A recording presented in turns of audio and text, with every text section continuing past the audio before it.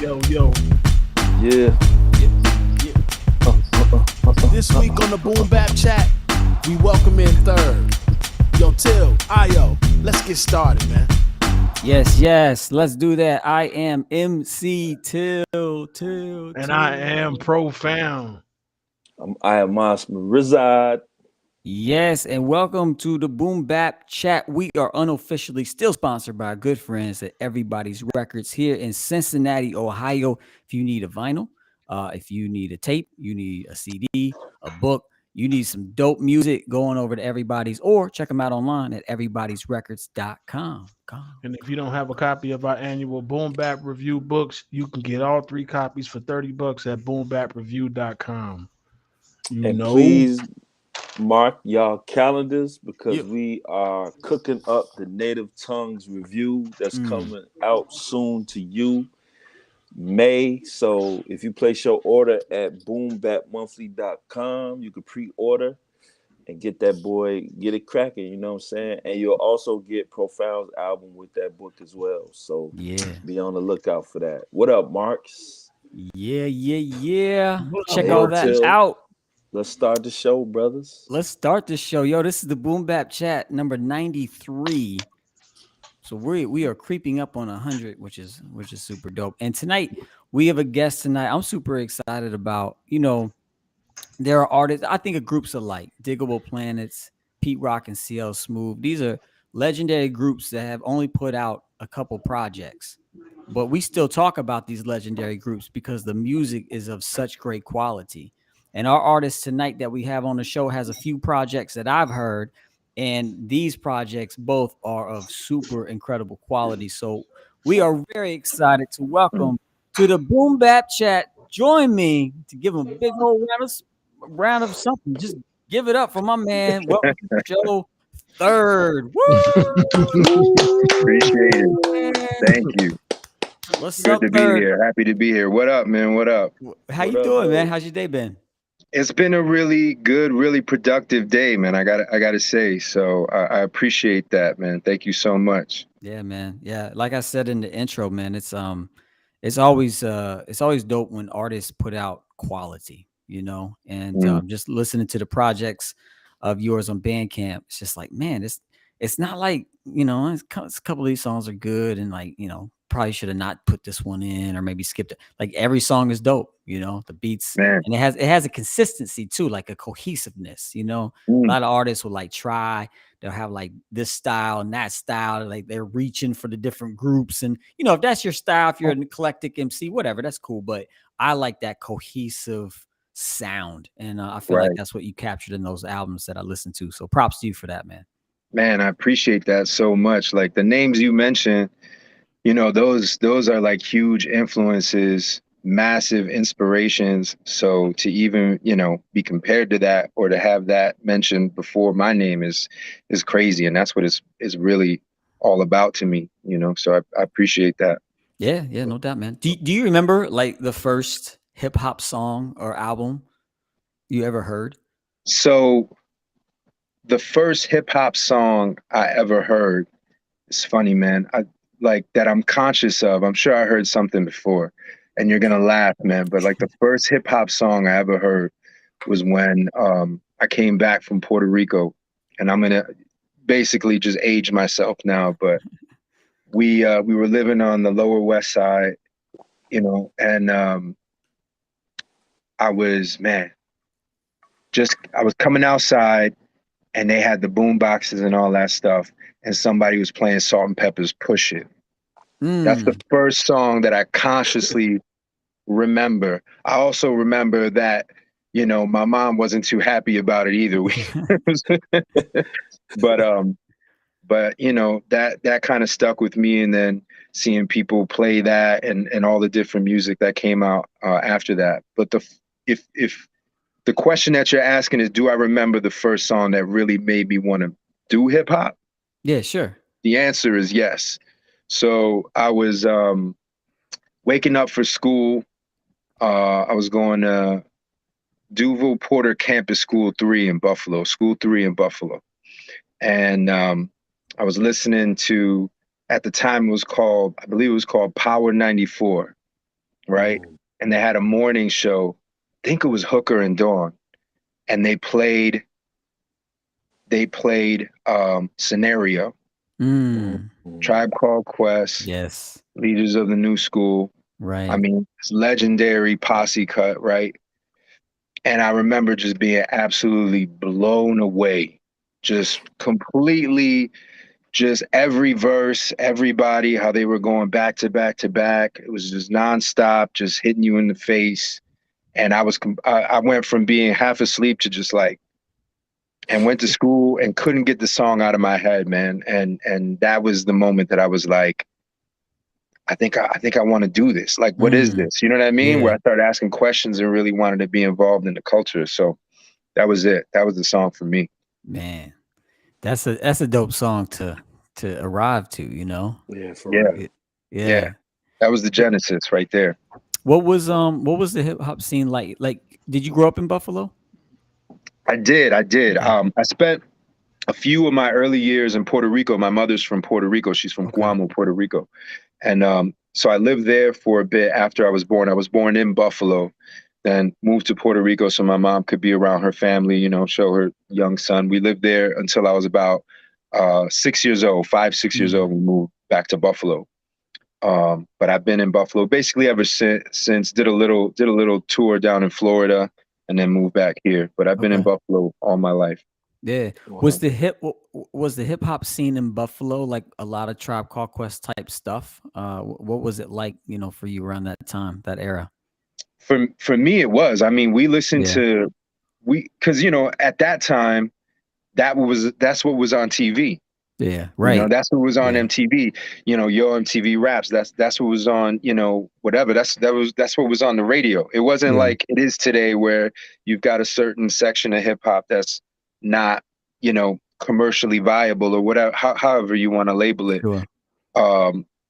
We listened to everything because everything was on TV. You know what I mean, and everything was on the radio. So yeah, I mean, we listened to Tribe, De La Soul. Everything was fresh. Whatever was playing, whatever was dope, we listened to it. Yeah, yeah. Oh, That's dope. Iomas, Profound, any thoughts so far? Yeah, he from the same school that we from. Because when you say Scenario, I was a junior in high school. Yeah. So yeah. That was 91, and then 92 came out. They did the Scenario remix. Yeah. Mm-hmm. Oh, the remix. Rest in peace to Kid Hood, man. Yes. Kid Hood. Yep. Such a great verse, man. That first verse. Yeah. Summer of 92. I graduated that year. Boy, that was that. I wrote Scenario remix that whole summer.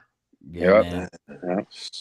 So with you mentioned you being, you know, spending some time in Puerto Rico. Do you remember seeing, you know, Puerto Rican influence in hip hop for the first time and thinking, oh man, that's cool? Yeah, you know, early on, right? Because I knew it existed. I had friends who were like break dancers, like older friends, brothers. You know, I had family from New York City who would come and visit and this and that and talk about it. You know, when I first realized that there were Puerto Ricans involved and that you know there was multicultural, right? It's an African American, it's a Black art form, but I realized that there were other cultures involved, and especially seeing Puerto Ricans, that was like real. That was huge for me because I was like, oh, okay, you know, I think I could do this too. You know what I mean? I can, you know what I mean? And I'm not gonna get any imposter syndrome. You know what I mean? From being involved in the culture. So it was dope. And I think it was, man, I think when I realized, who did I see, man? It was probably Fat Joe, right? Like, you know, those first few videos that he had out, you know what I mean? The black and white showing where he's on the staircase or whatever, the fire escape, I think it was. I don't know. I don't know if my memory serves me, but I think it was like, you know, seeing him. I know there were other, you know, Puerto Rican, you know, B-boys and MCs that I'm forgetting now. But yeah, man, I mean, once I realized that hip hop, you know, kind of was just like including everybody, and it was that kind of a culture and art form, it was dope. You know what I mean? It was something that I could share with all of my friends and we felt good about it. Yeah, that's dope, man. That's dope. I just find it interesting that you don't see like I view hip hop as being not just a black art form, but Puerto Ricans are definitely entwined in that. You know what I mean? And that's interesting that you felt like there was just a black art form. You know what I mean? No, yeah. So to clarify, that's not how I felt early on. It was more like that's the knowledge that I got. Like I know it started, you know what I mean? Like, you know what I mean? Like black people made hip hop, you know what I mean? Like that's I get that, you know what I mean? Like I know Kool Herc, you know, I know all the you know, the pioneers and all that. You know, I was lucky enough to see Kool Herc in Buffalo at Baby Steps, which was our weekly Thursday event here, and he came and he spun. And but what was dope about it is he actually explained that. Is he said, this is for everybody. Exactly. He made that very clear when he was spinning, because he saw everyone in the crowd and he wanted everyone to feel included. He goes, it's not just for us, it's for everybody. Absolutely. And he explained the history, how there were Puerto Ricans there, how there were white people involved and everything. Absolutely. You know. Absolutely. But like I said, man, coming from Buffalo, I was educated on hip hop. I really started to get educated on hip hop when I was around, like, I would say 9, 10, 11, 12 years old, you know, around the time when I really was like, okay, I want to know what this is. Before that, I was just listening to whatever people were playing in the neighborhood, whatever my pops was playing, because he listened to a lot of music. But once I decided, I was like, what is this? Why is everybody wearing these clothes? You know, what are they doing with their sneakers? And, you know, why they got these big hoodies on, and why are they wearing things backwards for a couple of years? You know what I mean? Like, you start asking questions and you're like, yo, this is dope. Like, I kind of want to, you know, I want to be down. Like, I want to know what this is. I want to understand, you know, why they talk like they talk and dance how they dance and listen to what they listen to. Like, it was really interesting to me. So once my consciousness sort of was drawn to it, then I started really learning about it, you know? Dope. That's dope, man. Dope. As you were getting into hip hop and, you know, light switch was going off and you were digging in, did you meet any resistance? Was there any challenges, or was it pretty much just like kind of an open invitation and you just kind of eased on in and just started doing it? So yes and no, right? Like, so again, like, you know, I mentioned like the term imposter syndrome. It's like, yo, it's like, do I live? You know, you go through different things. Like your people will test you. Your friends will be like, yo, you really got it? Do you really, is this what you're really trying to do? You trying to MC? You know, I had some friends who were like really supportive. Then I had other friends who were like, yo, if you're going to do this, you got to be really good. You know, and they pulled no punches, you know what I mean? Like at all. Like, but that was good. Like I needed that. So there was that. And, you know, in terms of resistance, there was that. In terms of resistance of like, you know, can I be down with the culture or not? It was more like, you know, besides whatever, you know, whatever negativity that some people had or whatever about questioning your credibility and who you are and blah, blah, blah, where you coming from. I mean, you get that from everywhere growing up. You know what I mean? Like, but there was no real resistance. Once everyone found, you know, once everyone found each other in Buffalo, and that's really like, for me, it was before Baby Steps. It was, you know, high school, there were friends and this and that. But like, once everyone found each other and we made this like community, it was just like, yo, if you're here and you love the art form, that's really all that's required, you know, is that you really love the art form. And yeah, man, we really, that's really how things went in Buffalo. And we were lucky we had that for a long time here. Yeah. That's really dope. So your album with Derringer, the producer Derringer, he did all of Long Live the Queen, is that right? Every single beat. Yeah. Every single beat. And that was, so you made that album in 2017? Is that right? That's when it was released. Okay. So when did you make it? That album, I would say we started working on it, I want to say around 2009, 2010. Wow. And we really, you know, we finished every track before the Griselda thing even started. Wow. So it was done before 2012, 2013. Wow. And I didn't release it till 2017. What was why did you wait those years to release it? So we were gonna continue working on it, and Derringer. So the truth is I wasn't gonna release that album, and the reason was because it never got finished. Derringer wanted to keep working on it, and Derringer's a perfectionist. He really is. Like, he takes his craft super serious, and in some ways, I was that way. I'm not as much anymore. I have a different point of view. I remember reading something that said perfection is the enemy of good enough. And I kind of took that to heart, because I would never put stuff out if it didn't meet a certain quality. And I kind of had to learn, like, then you're never going to put anything out. Right. So I didn't want to put the album out of respect for him, and out of respect for just wanting to get it right. So we never finished it. And then he started working with West Side Gun and Conway and Benny and them. And, obviously that blew up, relatively quickly. And he kind of developed that whole sound that he has now. And so there was that whole issue too, where he has this identity, like, this is his sound now. Yeah. And the sound on that album, on the Queen, is different. Yeah, it's a golden era style sound. It's the kind of sound that I was looking for in the tracks that I wanted to do. So I was worried. I'm like, man, do I put this out? Do I not put it out? And I put it out real quiet. I didn't really promote it. I promoted it to just the people on my social media, like on my personal social media, friend list at the time. And I was just like, yo, this is something I did. It's produced by Derringer. It's dope.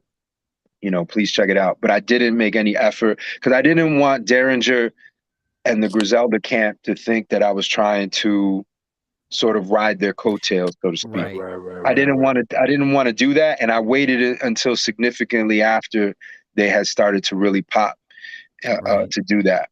But I love that album. I love everything Derringer did on it.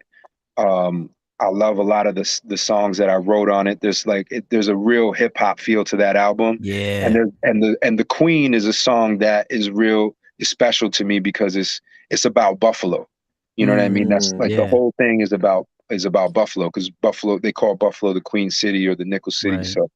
So I wrote that song about, and it's like the history of Buffalo up to that point. Right. That's dope. And it takes on that whole, like, that personification thing.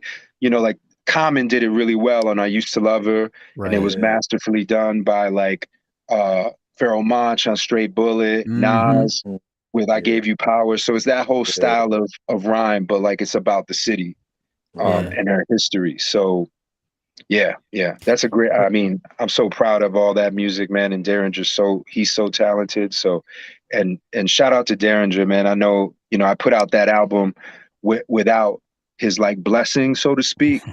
But I felt like if I didn't get it out there, we would never get it out there. Yeah. Well, I'm glad you did, man. Because I heard the Sundown EP first, and then I went back, and then I found Long Live the Queen. I was like, oh, Derringer produced this.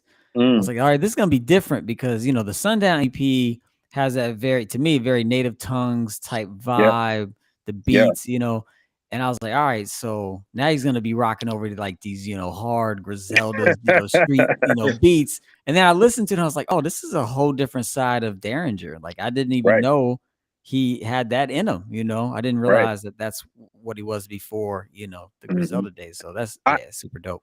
I honestly think Derringer is the type of producer where if he really sat down and he wanted to craft any kind of sound, he could eventually learn how to do it. He's just he's that guy. He's got the ear for it. He's got the ear for the samples. He loves the music, man. He loves the art form. He really does. He takes it super serious. That's dope. So shout out to him, and thank you to him.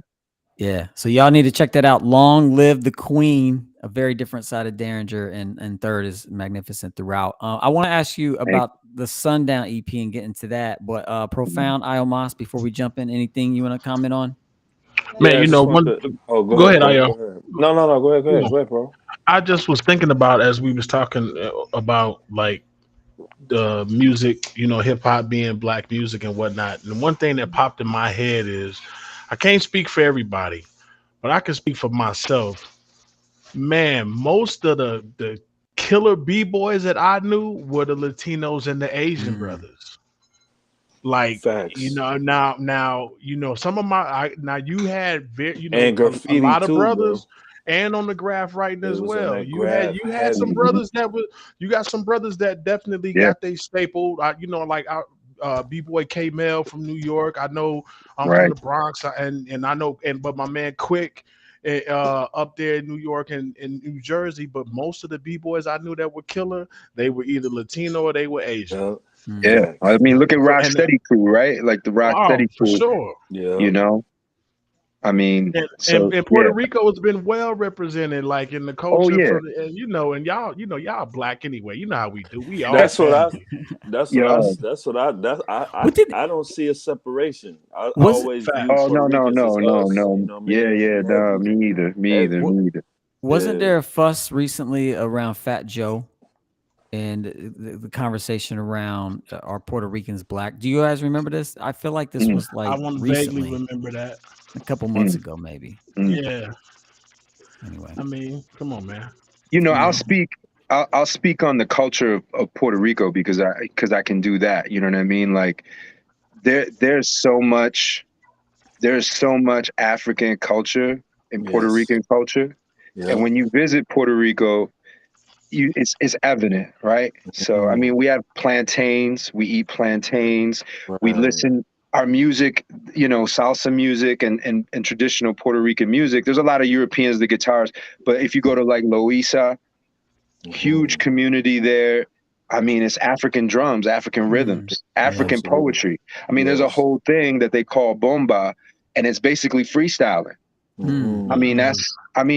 I'm telling you. So, I mean, there's so much African culture in Puerto Rico, and I love it. I mean, it wouldn't be the same without it. It Yeah. really wouldn't, you Yeah. know. And then speaking for myself personally, I took a DNA test. You know, I took Okay. taken two of them, and you know, I'm 12 to 13% African and 12 to Mm. 13% There it Native is. American, Mm. Caribbean, Yeah. you know, Yeah. Caribbean Yeah. Yeah. Indian. So I mean, it's there. You know what I mean? My Yeah. Yeah. my my uncle is, you know, dark skin. You know what I mean? Uh, Like y'all. You know, my Uncle yeah. Junior. You know what I mean? Yeah. That's my mother's brother, you know. So Uh, there's no doubt. I, There's no I question in my mind. I just Yeah. thought it was that's dope. funny that Yeah. all of the dope b-boys I know, they Mhm. Latino, man. It's Like, true, And man. It's true. and Even in Buffalo, most of the B-boys, you know, were, well, not most, but there were quite a few who were also, you know, Latino or Hispanic. So it's, you know, that's what I saw too growing up. yeah. So Yeah. And I just got a question. Like, I love the fact that you did a song about the city. Like, I love cities. Like going to different cities. Like when I go to mm, different cities, I don't want to do what the tourists do. Like when I go to Philly, I'm not trying to run mm. up the stairs like Rocky. Like I want to see how people live in the city. You know what I'm saying? So for somebody who never been to Buffalo, can you Mhm. like describe what like Buffalo is like? Like what's the culture there? So for me personally, when I think about Buffalo, and it might be a little different for everybody that you ask from Buffalo and where they're from. So Sure. I grew up on the West Side. West Side has a big Hispanic, Latino community, Puerto Rican community, Okay. but it also has a good mix, right? The West Side. Um, for me, the culture of Buffalo, to me, is one of, you know, and these are my three big passions. I think because of it is food, art, and music, right? And in the Yeah. middle of all that is community. Hmm. Um, Buffalo has a rich, obviously, food. You talk about Buffalo, it's, you know, there's a lot of great restaurants and things here. We've been getting a little more national attention for that, which is good because there's a lot of great places to eat, Wow. um, and a lot of great places to drink. A lot of people like to drink here. Uh, you know, we got you know, so it's a football town too. It's a Bills town. You know, people really love the Bills here, so that kind of goes along with it. Music is huge. I mean, before the pandemic, and now hopefully with things ending, you could go out on almost any night and there's something going on, right? Some type of live music show, some type of open mic. Excuse me.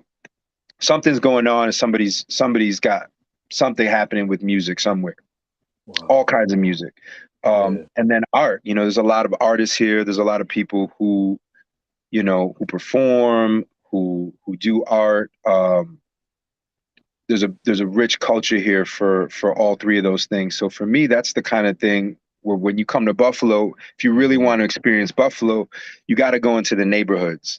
You know what I mean? You got to visit the restaurants. You got to go see the art in the different neighborhoods. You got to talk to the people. You got to have those conversations, and you got to really spend some time listening to the music. Those are really the big things here. You know what I mean? Besides the whole, bar scene and everything, and the football and the wings or whatever everybody knows Buffalo for. You got to kind of like you got to do a little digging. It's good to talk to somebody from Buffalo who really loves Buffalo, and most people who live in Buffalo love Buffalo, I think. Okay. That's that's super dope. And the song is called "The Queen." That talks all about Buffalo off of "Long Live the Queen." So make sure you check that out, folks, if you haven't yet. Your other album. Oh, go ahead. No, I was just gonna ask, like, is it so? Yeah, I don't want to, like, but how is it like as far as like, like Chicago is considered like hyper violent. You know what I mean? Like, what is it? What is it like there in like in relation to that? Like, so the truth about Buffalo is that I wouldn't put it anywhere near Chicago. Chicago probably has, from what what we all hear, the perception of Chicago is pretty bad, and they have a lot of gang issues, I guess. But I can't speak to that because I'm not from Chicago. I don't really but depending on what part of town you find yourself in Buffalo, it can be rough. You know what I mean? It can be rough. And Buffalo, there's still a lot of inequities here. There's still a lot of, there's still a lot of places that need some love. You understand what I'm saying? Like financially, unfortunately too, Buffalo is still a very segregated town. You know what I mean? That's something that doesn't get talked about a lot. It's the city of good neighbors, but there's some politics here, and there's some history here that goes back, even before I was born. That sounds like Chicago. I mean, honestly, it probably sounds like a lot of America, right? You know what I mean? Like knowing American history. Yes. So, from what I know, and unfortunately, those things are still, still prevalent. Like now, you know what I mean? Like it's tough, man. Like it's gonna take people to really kind of really pay attention to it and really recognize it, and really say, yeah, we got to show this part of town a little more love. Yeah, we got to do what we got to do to make sure that these people are getting fed, they're getting educated, And I grew up pretty poor on the west side of Buffalo, and so I know firsthand how difficult it is to kind of rise up out of that. And that's basically, you know what I mean? There are places in Buffalo and that you can go where you probably don't want to find yourself at the wrong time of day, without knowing anybody there, you know what I mean? Exactly. But those are pockets.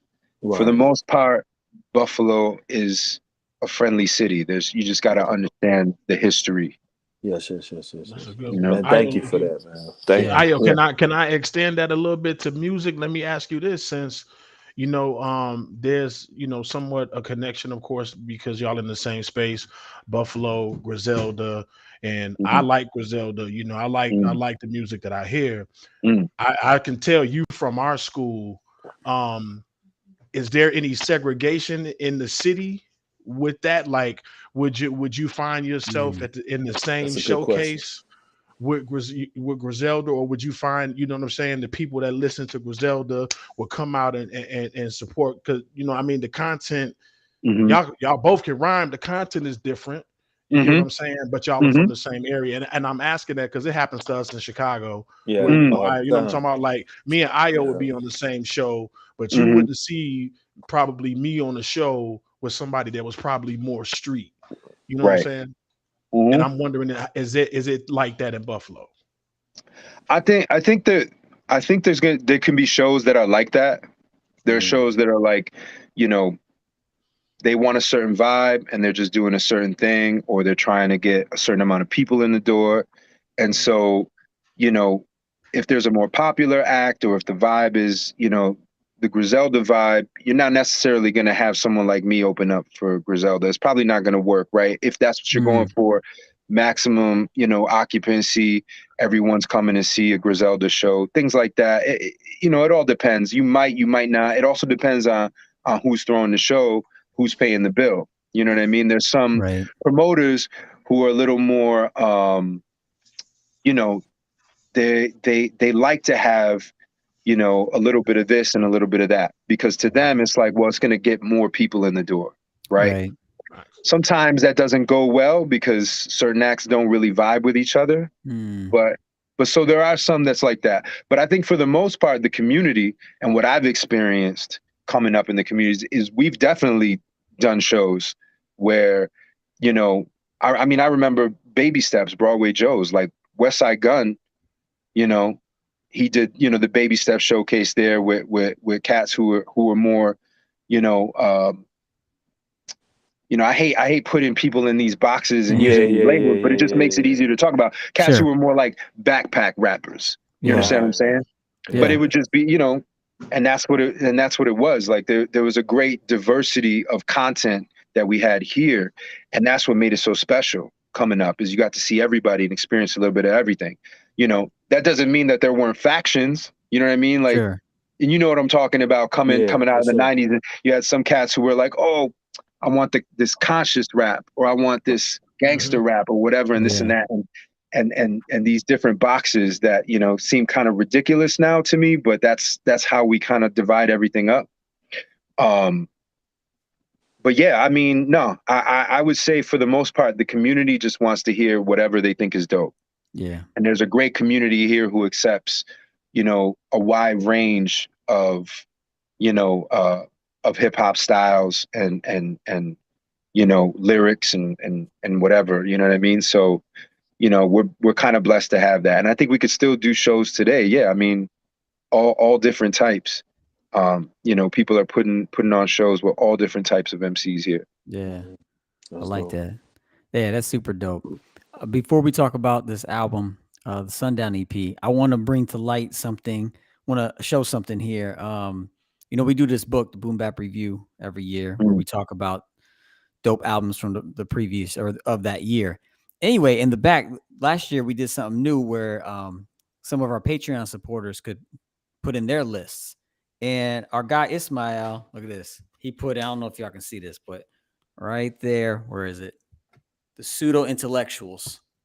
Yeah, built for food and drinks. The Pseudo that's a great album. Yeah, I love that. I love those that are play my on Raekwon. people.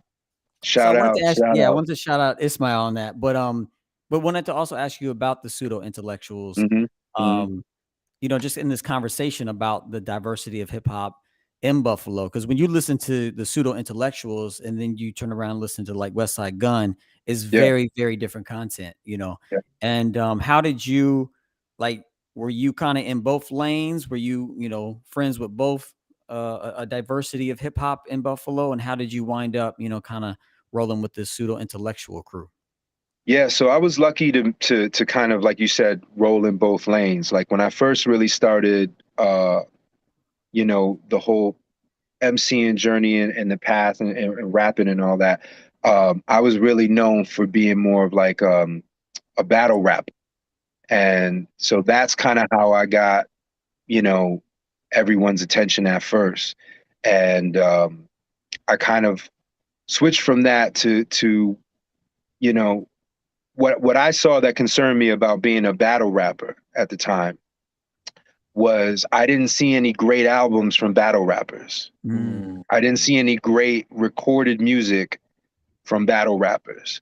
Yeah. So I was worried that putting myself in that box and allowing other people to put me in that box would limit my ability to make good hip hop music, to write good songs. Right. So I started to transition from that early on, and I really went back and studied all of the music that inspired me. You know, like we were saying, Pete Rock, CL Smooth, De La Soul, Tribe Yeah. Called Quest, you know, Nas. And so I kind of reevaluated what I was doing. And so that's what I did. And so I was able to kind of, like you said, roll in those two lanes. I was respected by people who kind of wanted something a little more rugged and real, like live MCing type stuff. Yeah. And then I was also respected by people who wanted something a little more conscious or a little more tongue in cheek. Because as I started to explore that, I started taking myself a little less seriously and just having fun with it. You know, like some of, you know, sort of like the way Doom does. You know what I mean? Like I love how Doom, like his rhymes are so good. And I mean, they're so serious, but at the same time, they're so just fun and tongue in cheek. And he's so lyrical. So I really started looking at that. And so Pseudo is that more, like you said, the native tongues kind of side. And, you know, they're very smart, all of them. And they write really smart songs and they don't take themselves too seriously at all. Yeah. And it, you know, it caught my attention early on. And then on top of that, they're just great human beings. Yes. You know, sincerely, like just good dudes who are just constantly trying to like learn and elevate and spread love and just work with everybody. And Tonat did a lot for me early on when he was in, you know, when he was doing the whole pseudo thing, but also when he kind of started blowing up with MC Sick and they had the group Pseudo Slang and they were signed to Fat Beats and they were really trying to push, you know, my music and say, and, you know, really get Fat Beats to kind of, you know, maybe shoot out a deal or something. Right. And unfortunately, that was right before I think Fat Beats New York shut down and they went West Coast. And so things kind of like weren't in flux then. But all those songs off that album, Love, Time, Travel, and the Blues, those are from that project that we were trying to do. Yeah. So, but yeah, Pseudo, you know, Pseudo and those guys, man, they deserve a lot, I think, more credit for kind of really bringing that sort of like that smartness and that not so serious, you know, hip hop. But it's still serious hip hop though. You know what I mean? Yeah. It's like when you listen to it, it's kind of like, it kind of has like, music. it kind of has like a sprinkling of Biz Markie, rest in peace to Biz Markie, Rest but in peace. more the seriousness of like Native Tongues. Because Native Tongues, I mean, they were fun, but they were also serious too. You know, they were serious musicians. They made weren't like serious Biz music. Markie, you know. So it's kind of like a mixture of the two, you know. Which is super dope. So the Sundown EP is produced by Freddie Marr, which is two guys, right? I think you mentioned Tone. Yep. So it's Tonat and Tommy Quattro. Yeah. So what was did they make those beats? Like, did you have beats to choose from? Did they make them specifically for you? What was that selection like? So they made the beats and then they kind of just were just like, I would imagine they were like, yo, Third would sound dope on this. Let's send it to him. Okay, gotcha. And they sent one and then another one and another one. And they kind of explained with each one, they sort of explained like where they were trying to go with it. And then I just kind of, you know, filled in the blanks, you know, I mean, obviously when they sent the Figaro track, it was going to be an MF Doom style, you know what I mean? Like homage or whatever. When they sent the Untitled track, it was like, okay, this is, you know, this is going to be Dilla. This is going to be a Slum Village tribute sort of style track. Love that joint. And then they explained that they were kind of going for like an organized noise thing too, which I thought was like real interesting. Yeah. I think if you listen, so there's a track on there called Heroin. I think that's most evident on that track. Okay. All right. Is there one track? If I like to ask this of artists, if someone has never heard your music before and you could give them one song off that album to hook them in, what would be the song? Off the Sundown EP? Yeah, the Sundown EP. Yeah, I would just say listen to Sundown. If you like Sundown, you're probably gonna like the rest of the joints on there. I think because, you know, it's just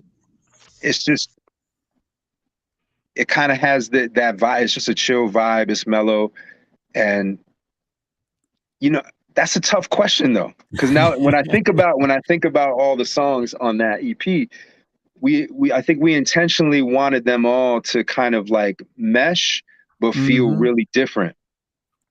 And so I'm not really sure if there's one song that kind of embodies the feel of the whole EP. But I would just say listen to Sundown. If you like Sundown, you're probably gonna like the rest of it. Yeah, I would say that about all of them. Like I think he did a really good job of like, you know, even though there's some different textures and different, you know, sounds on it, I think it's within the realms of like, if you like any one of them, you'll like all of them, you know. It's not, there's none that are like out, like left field, like what is this? This doesn't Yeah, belong. Like they all belong yeah, together, you know? yeah.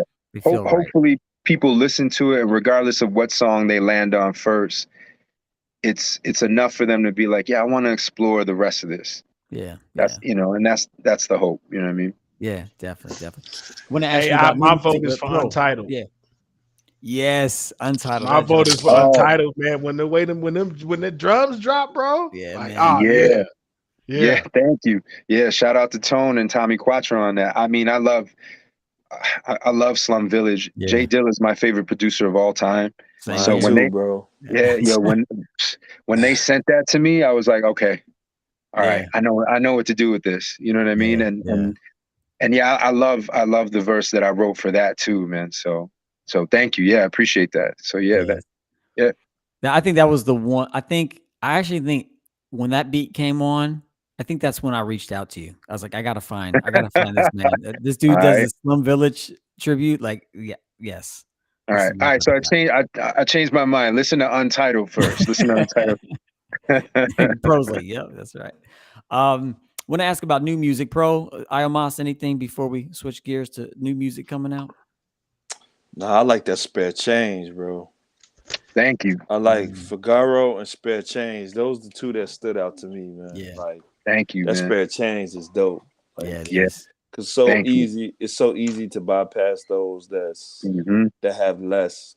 Cause Yeah. I said in one of my rhymes, like, you know, what makes me bigger than the next man standing next to me that may not have anything. You know what I'm saying? We all the same. So it made me think about that, like just how you was like asking for spare change just to eat, you know, just to buy a pizza from the corner store. Like we so in this capitalistic chase for paper that we sometimes forget about the person that's struggling become invisible. You know what I Right. mean? Yeah. And so like, yeah. So go ahead. I'm sorry. Go ahead. No, Yeah. I was gonna say it's true. I'm sorry. I didn't mean to interrupt. It's No, just you good. You good, bro. that song. That song is really. We wanted to have a little. I wanted to have a little bit of everything on that album, right? Like I wanted to have, you know, the homages and really touch on like the hip hop tracks and all that, and then. But I wanted to do a couple tracks that were deep. So Heroin being like the deepest, and then Spare Change being sort of like, you know, talks about. It's a little political, but it's Yes. more about just like real life, like how people, you know, are affected by those things, you know, by inequalities and by, you know, by just being poor, by not having enough money. And for me, it was you know, I wrote all these and we made these songs in sort of like the middle of the pandemic, and the pandemic hit me pretty hard. You know, I don't know how it did for you all, and you know, but it hit me pretty hard, man. I was out of work. Yeah. You know, and I managed to get myself out of debt, and then I was back in debt, and so it just made me think. You know, I would go out a lot in Buffalo. There's this, you know, there's this part of town called Allentown, and I like to go there a lot. And just there's a lot of great bars and a lot of good people that I know who bartend down there who own businesses, and I like to hang out there. But there's you see a lot of people who are kind of down on their luck, man. You see a lot of homeless people. You see a lot of people begging for change or asking for money for a slice of pizza or whatever on the corner. There's Allentown Pizza. You know, there's places to eat down there, and there's always someone asking for something. You know what I mean? Yeah. And so I thought about that, and the song too. The words "spare change" it's a play on the idea of change too, right? Because we're spared change because we don't, you know, we don't bother to really like commit to it. you know, or even and there's that invest in. concept of the politics in there, you know, Mhm. where we're talking about the left and the right, and you know, Yes. Democrat or Republican or whatever. It's all the same, you know. Yeah. And we need real change to affect, you know, the real issues that still exist in my community and your community and all Yeah. over. So, but that's what Yeah. that song's about. And I'm glad you mentioned that, man, because that song, Yeah. that was the song that my one really picky friend from childhood, he listened to and called Okay. me up, and he was like, yo, Yeah. this album is great, but that song is Yeah. really, so shout out to my friend Steve. No He doubt. he knows what's up. I don't know if he's watching this or if he's gonna watch it later or whatever, but he knows. He called me up and we had a great conversation. But it was that song that kind of made him, you know, really be like, "Yo, this album is something else." All right. That's Well, what's up. maybe that's the song you play people. Spare change. And then Untitled. Mhm. Dope. Just gotta reorder the album. Yeah. I mean, you can now, you know, It's too Bandcamp. late. Yeah, right. So it's an EP, 6 songs, all dope. Mm. Do you have plans for releasing new music in the near or distant future? I do. So actually I want to work on an instrumental album. I've been wanting to do this for a long time. So I make beats too, but Oh, I've been dope. wanting to do that. But I have started work on a solo album that I want to put out. So but that's kind of why I want to do the instrumental album, just kind of introduce everybody to the idea of me making beats. Yeah. Hopefully they like them. I think they will. And then kind of put out this solo project. But we'll see. You know what I mean? I may do something else with Tonat. I may do something else with someone else. I don't really know how it's gonna go. Like I have a plan, I have like an idea, like a roadmap or whatever, but I don't want to rush anything either because I'm the type of person who's more like I'm more quality over quantity. I know today me too. everyone gets inundated with content, but you know, I would rather just put something out that really shines instead of hitting people over the head with nonsense every 5 minutes. Now, is your plan for a solo album for you to produce the solo album? Yeah, so it would be a true solo album, probably no features. It would be different. I mean, I'd probably stick to something like 10 or 12 tracks, so it isn't going to be anything crazy. Right. But that's the plan right now. That, you know, I have like some concepts in my head. Like I want to make it a true album, you know, with a real train of thought. But we'll see. Dope, man. We'll see.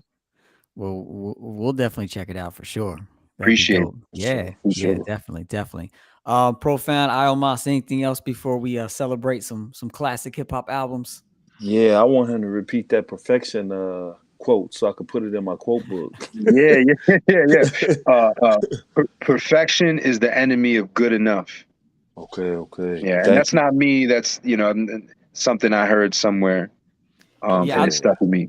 I love that idea though, you know, because I don't know, man. I think it takes some pressure off of me, of the person, you know, because it's, and it also puts the focus, like it's a I don't know. It's just like it empowers the community, you know, like it's not about you, it's about the community, and you have something to offer the community, you know, and don't hold that up, you know, let the community have it. Just share it. At some point, you have to have faith and trust in your ability and talent, and trust in people's ability to listen to it and just let it go into the universe and let it do what it does. You know what I mean? Yeah. You know, don't let it go too early.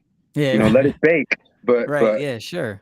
But you know what I mean? Like, don't hold on to it forever. You know what I mean? Nothing's ever going to be perfect. And I mean, I'm sure, you know, you guys as musicians, as MCs, you know, like you could work on a song forever. You could work a song to death. You know, you really could, like or a project, or like, you know, like if you know mixing engineer, you can mix a song, you can over mix a song. At some point you have to just be like, this is good. Let's roll. You know? And you can find that middle ground. I feel like, to me, there's the Ghostface and there's the Q-Tip. And I feel like Ghostface just walks into the booth, just like, blah, and it's like, all right, I'm done, I'm out. And Q-Tip walks in and like, 5 years later, he'll put out the album, But I think you can find a happy medium, That didn't feel like that, bro. I feel like Ghostface, he doesn't do any retakes. He just goes in there and just gives it to you raw every time. I would put it this way. I feel like Ghostface is very confident in his ability. Very confident. Yeah. He's just like, I love I'm just gonna spit it, and that's it, but that's fine, you know what I mean? Like, totally fine. He puts out good stuff, you know what I mean? It's good, yeah. Q-Tip probably is a little more, he wants to really get it right. He takes things super serious, I would love to hear more from Q-Tip. I would love to hear more from Q-Tip. I know when I was recording, I didn't like to listen to it after I, said my verse. Sometimes I would just try to go off feeling. And like, if it felt good, I was like, that's it. I don't want to hear it. That's what we're keeping that because it felt good, and just let it ride, So, but everyone's different. Everyone has a different way, So, right. Yeah. Well, best of luck, man. If we can be helpful to you in the process, man, let us know. Oh man, this has been major. Even something like this. So I appreciate it. No doubt, man. Every Anytime. little thing helps. Yeah, for sure. So at the end of the show, we always like to do this thing called One Word, where we celebrate some hip hop albums, classics that some I know you're gonna like, and then others I think you'll like. And so we'll give you the opportunity. I'll share the album with you, and if you can just describe the album or the feeling it gives you in one word or less. All right. Okay. One word or less. All right. Yeah, one word or less. All right, here we go. First one. Got to rep Chicago. Like Water for Chocolate. Oh my God. Common. This album. So this is a major. Okay, you wanted one word.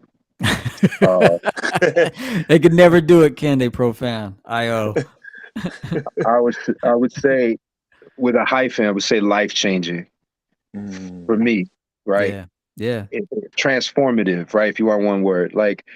So this album to me kind of expanded my understanding of hip hop, the ability for hip hop to be musical. I don't know if that makes sense to but obviously it was produced by, the heavy Dilla influence, right? Yeah. Like I believe it was the Soulquarians, right? Who were really the production team. So Erykah Badu, D'Angelo, Questlove, J Dilla, that whole, group front to back. I mean, the way it starts with the African rhythms, time traveling. I mean, I remember just throwing that on and just getting chills and just being totally blown away. Like, oh man, like this is where we're going, right? Like this is what's next. And just being completely, there was nothing I could do. The album really just grabbed me by the face and was like, you're just going to listen to me nonstop for hours now. And that's basically, that's what I did. And I got caught on a couple tracks because I'm one of those people who gets obsessed with certain songs. So Time Traveling, repeat a bunch of times. We got to Cold Blooded, repeat a bunch of times. What's the name on there? That all right. Yes, with that's my Funky for You. Jill Scott. Yeah, Funky for You. That joint's so crazy. I'm down for the 87 on the streets. Get on the beat and go. So this whole album to me, I mean, and then that he got a beat by Premier too. For me, for Common was just crazy. Yeah, because that song's really great too. That beat. Dope. We can go on for days. All right, you talked about Soulquarians. Next album came out around the same time. Similar influences. This is Things Fall Apart. Oh my God. By The Roots. Dude. Oh man, what word how do I even, I mean, one word.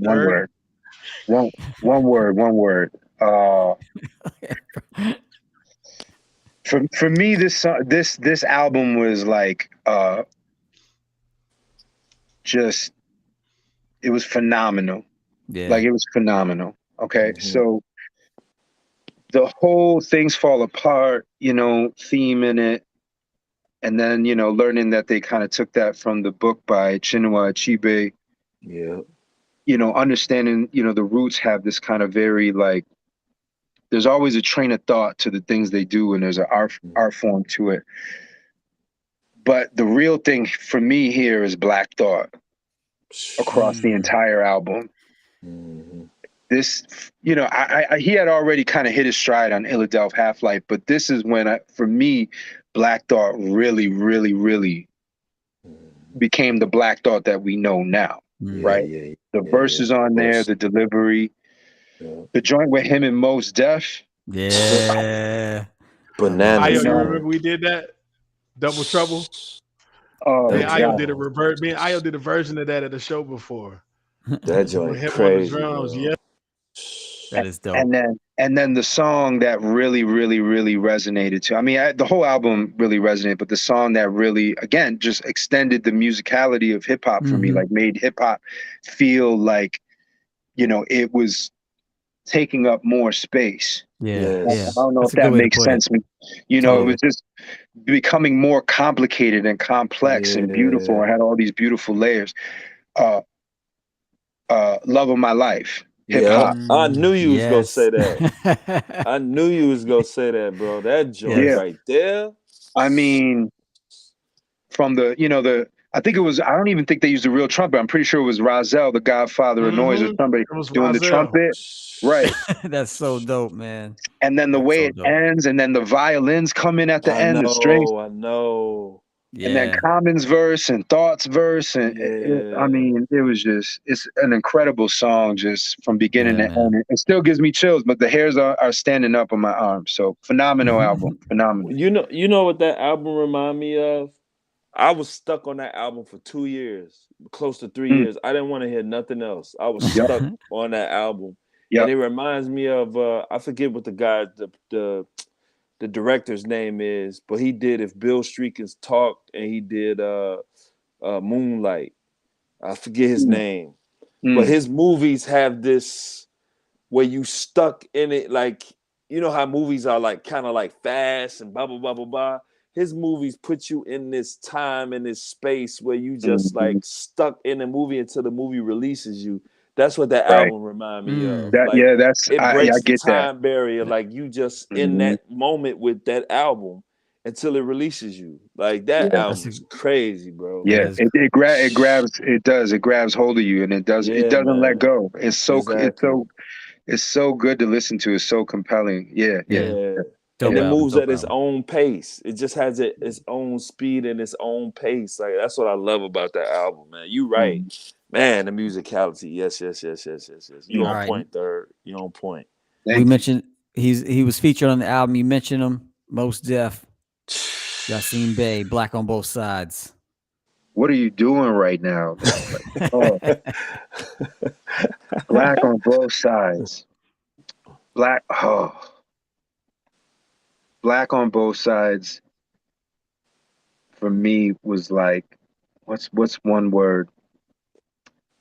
Black on Both Sides was just, I don't want to use a generic term. Let me talk about it for a minute, see if I can land on a word. So let's from beginning to end, again, like just watching MCs take hip hop to different spaces, right? Like he starts, I believe he starts with a song called Hip Hop, right?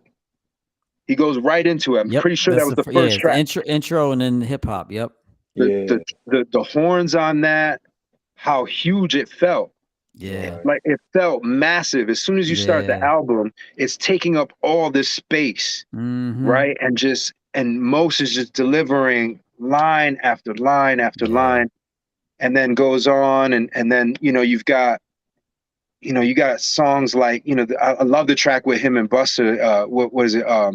Is it Speed Law? I believe. No, that's not Speed Law. The one with him and Busta, I forget, but that Speed Law is crazy too. So good, right? Which one? Oh, Do It Now. Do It Now. Do It Now. Do It Now. Do It Now. Speed Law. Yeah. Speed Law is good. I love Love. Love is incredible. Love is incredible. Yeah, Love is man. Love is such a good song, man. Oh, and the joint he do with Vinny Mojica. Yeah. And that's what I'm talking about. Like Yeah. most goes to those Man. places, right? Like Yeah. most was like, it's almost like there are a few people who can do it. It's sort of like the way Lauryn Hill can kind of like rap and sing. Yes. Most can take you Yeah. here and there, Yeah. and you're Yeah. okay with it. Umi Yeah. Says. Umi Says, yeah. I Umi was Says is one just, of my yeah. favorite songs of all time. I could put that Mine So on too. good. whenever, and it just takes me Yeah. to this place where I'm just like, Yeah. you know, it's such a good Absolutely. song. And then Mathematics, which at the time Yeah. for me I was one of the best written hip hop tracks, and Yeah. Premier's beat was just so incredible. Love that Yeah. beat. And then he Yeah. ends the whole album with just an instrumental track. Yeah. Just Yeah. Just vibing I out. don't even have to say Yeah. anything. Here's just something beautiful to listen to. Right. Yeah. Right. You know, enjoy your life. It's And just man. I always love how he started the album with Bismillah Rahman Rahim. When he do Yeah, Yeah. that, like I yeah. love when he He do that, started it off man. with a prayer. Yeah, Right. I love You when he know, do that, bro. He And that did that intro, for the that's one of Gravity album. You know what I'm that's one of my saying? favorite intros of all time. Yeah. Because it kind of Yeah. builds and then he just starts rapping that little verse, or yeah, not verse, little chorus, and then it goes into Yeah. hip hop, like you said, third, Yeah. and the horns. yeah, Like yeah, yeah. it Yeah. So builds. The now I intro remember it builds. is that intro. Fear not of Yeah. man. Yeah. That's Fear a not of Fela man. Kuti remake. He It remixed is. It is. it's a But That's Fela Fela dope. Kuti Kuti song. sample. Yeah, you're Yeah. absolutely right. Bro. Yes, Fear sir. not of man. Yeah, yeah, yeah. Yeah. Oh, So Yeah. so dope. good. Yeah. All right. Fear not of man. For the Yeah. last Yeah, man. last two, we're gonna switch it up a little bit. I'm gonna show you two albums now, and if you could just speak to kind of what these particular albums mean in the context of this artist's catalog. All right. Okay. So the All right. first two, a newer artist. This is our friend Sky Zoo with Oh, Retropolitan yeah. and All the Brilliant Things. So I feel like Sky Zoo for a while now has been so consistent, and like these two albums. So Retropolitan is just him and all Pete Rock, front to back, like just great rhymes, great beats. With Glory, I think there's a track on there called Glorious. I remember when I first heard that. Those horns. Whew. Crazy. Everything on there is really good though. And then All the Beautiful Things. He man, the production is great, the rhymes are great, and I love like the subject matter, man. Like he just has these great, like really creative like tracks about, he might be talking about jerseys on one track, and then he's talking about, Bed-Stuy is burning. Like he's talking about, gentrification, in Brooklyn in a way that's just so good, man. And that track is just phenomenal. Both of those albums, he's such a great talent, man. Such a phenomenal rapper, MC. Yeah. He's no one of doubt. he's one of my favorites out there right now. Easily. Yes. Same. All right. Last two, different groups, same collective, 2 different years, both in the 90s. But if you can just speak to what these have meant to you in the context of the Native Tongues collection. We got Midnight Marauders over here and Stakes is High a few years later over here. Got me shaking. You got me shaking my head, man. Like, so these two albums are probably some of the most important to me. Yeah. So I know a lot of tribe heads, people who like Tribe Called Quest, will pick albums before they might, you might debate, Low End Theory, this or that or whatever. Yeah. For me, this is the perfect Tribe album. To me, this is the perfect Tribe album. Facts. I remember listening to it a lot with my homie Meech, my homie Debug, and just talking about it a lot. And to this day, whenever we hear a perfect album, perfect hip hop album, right? As far as like beats, front to back, you can listen to the whole thing. Yeah. We say they pulled a Tribe, right? And it's because of that album. Yeah. That album is just incredible, front to back. Yeah. It's just phenomenal, man. Midnight Marauders.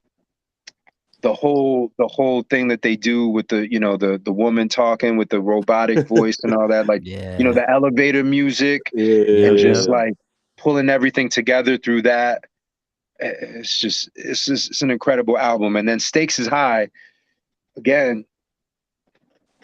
De La Soul, man, is just what they've contributed to the culture and the art form and the music is like is irreplaceable. Yeah. You know what I mean? Like, Yeah. and that album right there, again, one of my favorite Dilla produced tracks is on there. Stakes is High. It's the album, the title, and it was such an important song at the time. It's just a phenomenal album, man. Phenomenally written, delivered, produced, and both of those albums sound incredible. Like they're mixed and mastered incredibly. They're some of the best sounding hip hop albums of that era. So Bob Power. Yeah, yeah, man. yeah. Did Bob And, Power mix Stakes is High? Did he do? I don't I wouldn't be I surprised. yeah, I wouldn't be I surprised. don't think he did, but I'll check the liner notes. But bringing in Marcus, who reminds us, shout out rest Fife in Dog. power, man. Rest in Rest peace, in Fife. power, Fife, and his Rest new in peace. album comes out this Monday or this Tuesday. So yeah. Also, if y'all remember this, I love the De La Stakes is High. Yeah, joint. Remember this joint? That. Yeah. I love it, man. Man, I can't tell That's you how many so hours dope. I spent just listening to this album, me looking too. at that. Looking at, me too. Just me looking too. at all the different. Who's that? I don't even know who's that. Just checking it all out, man. Yeah. Love it. Love Stakes is High. And then, man, like that rhyme for Stakes is High got rhyme of the month in the source. Did it really? I don't remember. It sure did. Yeah, who was the last I was verse? shocked to see that in there. It was Positive Nuisance verse. It was was it Paz or was the it? Days? Yeah, it was Paz. It was Paz. Yep, I think it was Paz.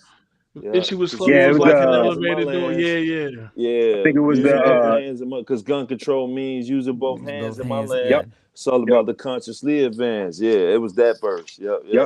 Man. Dope. So in native tongues, man, a big year for them because I think Moni Love has something coming out. I know she dropped a single with Sky Zoo on it. Actually, is on that single, which is dope. So she might have something coming out. Shorty Nomas released an album project not too long ago. Fife Dog, obviously, his album's coming out. Drez has a bunch of music coming out. So it's a big year for the native tongues, man. We're all super excited about that. So what's up? Where's Q-Tip? Dude, I know. I'm telling you, man. Ghostface has left the building already, and Q-Tip's still in there. Editing every little thing. Just like, come on, man. Give the people the music. He strikes me as a perfectionist. A perfectionist. Yeah. Q-Tip a hermit, bro. He's a great producer. He's a great producer too. Yeah, definitely. Well, listen, third, man. The last thing we do on these chats is we give shout outs, man. It's a hip hop show. So we do our shout outs. So we'll throw some shout outs out and then I'll turn it over to you in a moment and you can have the final shout outs of the night. Sound good? Work. All right, cool. Let's start. Io Mas, Morad. Who you want to shout out tonight, my friend? Man, just want to shout out my Boom Bap Chat brothers, man. Yeah. MC Till, Pro, Stowe, Bo, Joe November. Shout out them brothers, man. Shout out the city of Buffalo, the Queen City, you know what I'm saying? The Nickel. Shout out to just people trying to survive, you know what I mean? The marginalized, those that's looking for spare change and those that's working for that spare change, you know what I'm saying? So, and definitely shout out to Third for stopping through, man. Enough respect to you. Keep doing what you're doing, bro. We see you. We support you. And yeah, man, shout out to Dwayne, Marcus Dwayne, everybody that's always, checking us out every week. And shout out to Native Tongues, man, for sure. Yeah, man. And that sound, man, for artists that's keeping that sound alive, for sure. Yeah, definitely. Peace. How about you, Profound? Man, I wrote mine down, man. Like I won an award or something. Should I get the award? Should I get the music ready to go? In case you're going too long. Wrap it up, B.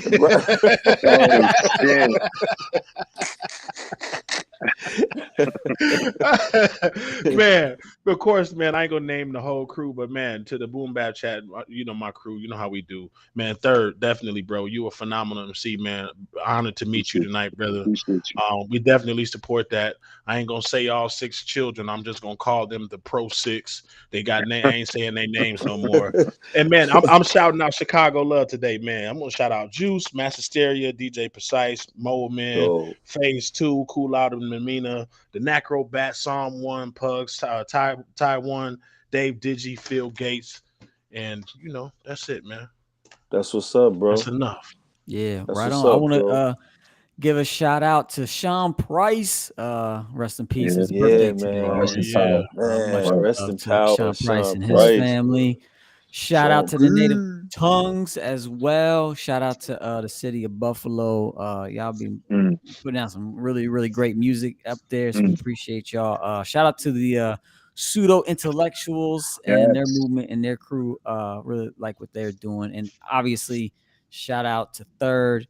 Really appreciate you, Appreciate you. spending some time with us tonight and sharing, some of your story with us, and just really enjoy your music that you've been putting out, and can't wait for more. So shout out to you, and I'll give you the last shout out of the night. You can take it away. Appreciate you. Thank you, man. Thank you for having me. Thank you for letting me be part of such great company. So shout out to Pseudo. Shout out to my man Agent O. Um, Shout out to everybody in Buffalo, all the MCs. It's such a long list. They all know who they are. Shout out to Prime. Shout out to Cutler. Shout out to Derringer. Shout out my mom. Shout out my pops, my nieces and nephews. Big shout out to all my food, music, and art industry family out here in Buffalo doing it. I know this pandemic's hard. We're almost there. We're almost there. And a shout out to everybody who takes time to step out of the box and look for and listen to music like yourselves, man. I really appreciate it. So shout out to Io Mas, Profound, MC Till. Really appreciate what y'all do. Thank you for having me so much, man. It's been a pleasure. So appreciate you. Right on. And on that note, we say Peace. peace, peace, peace.